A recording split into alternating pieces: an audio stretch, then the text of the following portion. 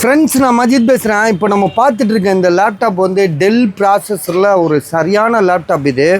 இதில் வந்து பார்த்திங்கன்னா உங்களுக்கு என்னென்ன இஷ்யூ என்னென்னன்றதை உங்களுக்கு இப்போ தெளிவாக சொல்கிறோம் பாருங்கள். இதில் வந்து பெருசாக இஷ்யூவே கிடையாது. இது டெல் லேப்டாப் அவ்வளோதான்.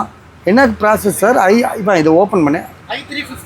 i3 5th generation. i3ல வந்து 5th ஜென்ரேஷனு 4GB ரேம் தானே? ரேம் எவ்வளோ sir? 8GB RAM 256GB SSD. இங்கே பாருங்கள், i3ல 5th ஜென்ரேஷனுங்க, 8GB ரேமு 256GB 256. உங்களுக்கு ஒரிஜினல் சார்ஜரோடு கொடுத்துருக்காரு. SSD இருக்குது.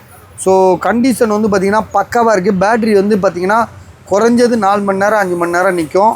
ஸோ அந்த மாதிரி ஒரு ப்ராசஸான ஒரு பக்காவான லேப்டாப்பு வெறும் 8000 ரூபாய்க்கு தரேன்.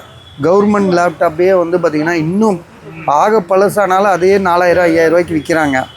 அதெல்லாம் கம்பேர் பண்ணும்போது ஒரு i3 ப்ராசஸரு 5th ஜென்னு அது கொடுத்து விட்டேன். வேணுமா? அது யாருக்கு? சரி சரி.